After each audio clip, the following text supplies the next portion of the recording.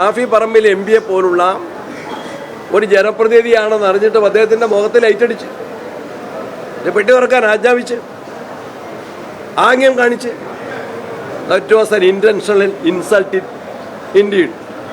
അതൊരു മനഃപൂർവമായ ഒരു അവഹേളനം തന്നെയായിരുന്നു. അതിന് വേറെ ന്യായീകരണങ്ങൾ കൊണ്ട് കഴിയില്ല.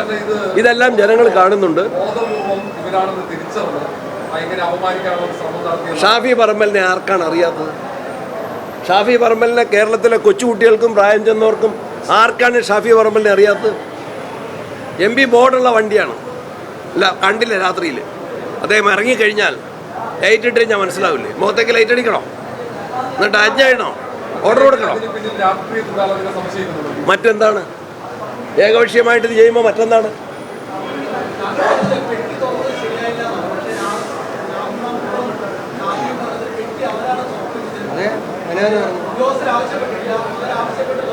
പിന്നെ എന്തിനാണ് ഈ പരിശോധന നടത്തുക? ഡിക്കി പരിശോധിച്ചതിനാ? ഡിക്കി പരിശോധിച്ചത് അവർക്കൊന്നും മറച്ചു വയ്ക്കാനല്ല. അതുകൊണ്ട് വെട്ടി പരിശോധിക്കുന്നെങ്കിൽ പരിശോധിച്ചിട്ട് റെക്കോർഡാക്കി എവിഡൻസ് ആക്കാനാണ് പറഞ്ഞത്. അവരെ ക്ലീൻ LDF ഒഴിവുണ്ട്.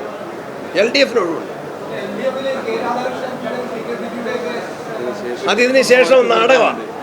ഇതിന് ശേഷം അതെ ഒത്തുതീർപ്പാക്കാൻ ഒപ്പത്തിനൊപ്പാക്കാനുള്ള ബാലൻസ് ചെയ്യാനുള്ള ഒരു അഭ്യാസം ആൾക്കറിയാം. രാധാകൃഷ്ണൻ്റെ അല്ല, ഇനി ചിലപ്പോൾ പിണറായി വിജയൻ്റെ വണ്ടിയും ചിലപ്പോൾ പരിശോധിക്കും.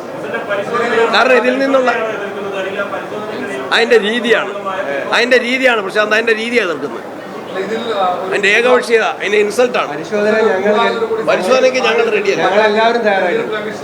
നമ്മളെ പാലക്കാട്ട് കണ്ടു വനിതാ നേതാക്കന്മാർ ഷാനിമോൾ ഉസ്മാൻ്റെയും ബിന്ദു കൃഷ്ണയുടെയും റൂം ബലമായിട്ട് തുറക്കാൻ ശ്രമിച്ചത് പുരുഷ പോലീസുകാരാണ്. അവർ ധീരമായിട്ടുള്ള നിലപാട് സ്വീകരിച്ച് വനിതാ പോലീസ് വന്നെങ്കിലേ തുറക്കുള്ളൂ എന്ന് പറഞ്ഞിട്ട് എന്തൊക്കെയാണ് അവഹേളനമാണ്? മനഃപൂർവ്വം. That is one sided. This is totally one sided. അതാണ് ഞങ്ങളുടെ പരാതി. ഷാഫി ബാഗ് എടുത്ത് വെച്ചിട്ട് പരിശോധിക്കാതെ പോയപ്പോൾ ഷാഫി തന്നെ പറഞ്ഞു, തുറന്ന് പരിശോധിച്ച് ഞങ്ങൾക്ക് അതിനകത്ത് ഒന്നുമില്ല എന്നുള്ള രേഖാമൂലം അല്ലെങ്കിൽ നിങ്ങളായിട്ട് റെക്കോർഡ് തരണമെന്ന് ആവശ്യപ്പെടുകയാണ് ചെയ്തത്. അത് ചെയ്യണ്ടേ? രാഹുൽ മാർക്കുണ്ടായതുകൊണ്ട് അത്രേ പെരുമാറിയുള്ളൂ. അതാ ഞങ്ങൾ ഇത് പറഞ്ഞത്. പബ്ലിക്കിന്റെ മുമ്പിൽ അതിനുള്ള പ്രതിഷേധം അറിയിച്ചു.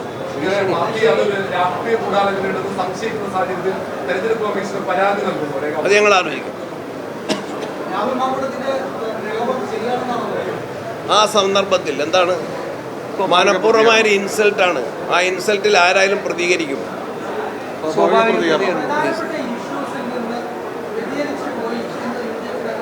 ഒരു കാരണവശാലും ഞങ്ങൾ അനുവദിക്കില്ല, വ്യതിചലിക്കില്ല. ജനങ്ങൾക്ക് നന്നായി അറിയാം.